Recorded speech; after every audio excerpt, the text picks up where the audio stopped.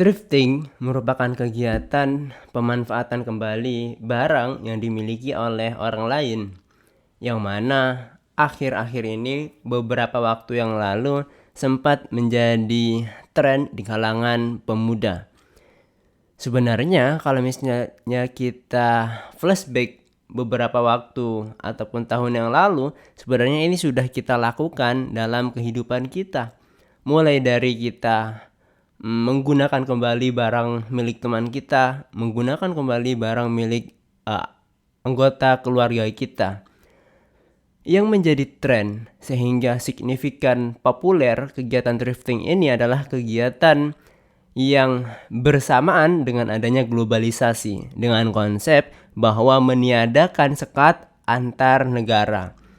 Sehingga barang yang kita gunakan cakupannya lebih luas, bukan hanya dalam cakupan teman kita ataupun cakupan keluarga, tapi cakupan antar dunia. Assalamualaikum, kita bertemu dalam pendidikan kita membahas berkenaan tentang yang sudah kita bahas sebelumnya, yaitu tentang thrifting.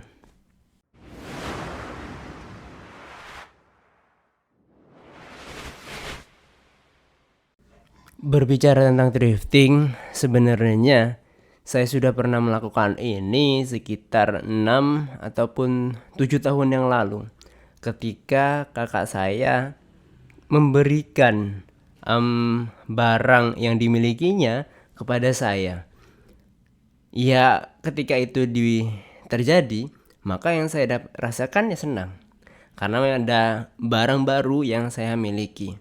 Begitu juga dengan ayah saya, yang mana ketika ayah saya merasa bahwa barangnya ini bisa diberikan ke orang lain, maka ayah saya akan memberikan barang itu kepada saya. Dan sebenarnya kalau misalnya dikatakan memberikan, saya itu lebih memilih meminta ataupun menginginkan barang yang dimiliki oleh ayah saya. Seperti bukan hanya baju, tapi juga topi, jam tangan, tas, dan beberapa barang lainnya. Ini salah satunya ya. Topi ini adalah milik ayah saya, yang ceritanya adalah cerita unik. Dan topi ini adalah topi yang sering digunakan. Kalau nggak salah, topi ini juga digunakan ketika ayah saya itu bermain dengan teman-temannya, dan juga ketika bersama dengan ibu saya. Jadi di balik topi ini ada cerita menarik yang terkandung di dalamnya.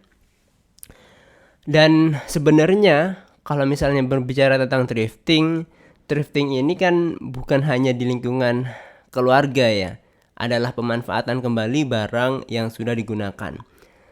Teman-teman saya juga banyak yang melakukan ini sebenarnya. Ketika teman-teman saya itu mau pindah kos ataupun selesai kuliah, maka barang-barang yang ada di kosannya itu dijual kembali, tentunya dengan harga yang lebih miring, harga yang lebih murah. Karena memang itulah salah satu hal yang dilakukan ketika kita melakukan thrifting, yaitu mendapatkan barang dengan lebih murah. Bahkan tanda kutip, di sini barangnya itu kita dapatkan dengan harga dengan diskon lebih dari 50%. Kalau misalnya kegiatan thrifting ini yang menjadi booming, menjadi tren, itu dikarenakan adanya globalisasi yang memiliki konsep menghilangkan sekat antara negara. Yang awalnya barang yang kita miliki itu hanya berada di sekitar kita, kita beli ke toko, kita menggunakan barang milik orang lain seperti saya tadi. Ketika ada globalisasi, maka globalisasi ini mendekatkan barang yang ada di luar kepada kita sebagai seseorang, sebagai pelaku yang membutuhkan barang. Sehingga ketika itu terjadi, maka barang-barang yang ada dalam thrifting atau thrift shop ya, itu adalah barang-barang yang kebanyakan itu berasal dari luar negeri. Sehingga barang yang didapatkan itu adalah barang-barang impor dari luar negeri seperti Amerika, Cina, Jepang, dan lain sebagainya. Kemarin juga saya melakukan itu dan berhasil menemukan barang dari Amerika. Kalau teman saya yang mengajak saya itu mendapatkan barang dari Cina kalau nggak salah. Hal tersebut merupakan salah satu ketertarikan yang dilakukan ketika kita melakukan thrifting. Hal lainnya yang menjadi daya tarik adalah ketika kita itu melakukan thrifting di thrift shop ataupun di toko second hand ya, second hand shop, itu adalah kita mencari barang yang unik, yang mana barang itu hanya ada satu di antara barang-barang yang lainnya. Jadi di dalam toko itu minimal sekali barang yang dijual adalah barang yang sama, ataupun ada 2 barang, 3 barang minimal. Kebanyakan adalah barang yang ada di sana hanya ada 1 barang saja. Setelah itu dan adanya thrifting ini adalah sebuah gelombang tren yang datangnya dari Amerika ataupun luar negeri, yang mana diikuti oleh pemuda-pemuda kita saat ini. Itu merupakan suatu hal yang lumrah ya, karena memang sifat manusia adalah mengikuti kebanyakan hal yang ada di sekitarnya.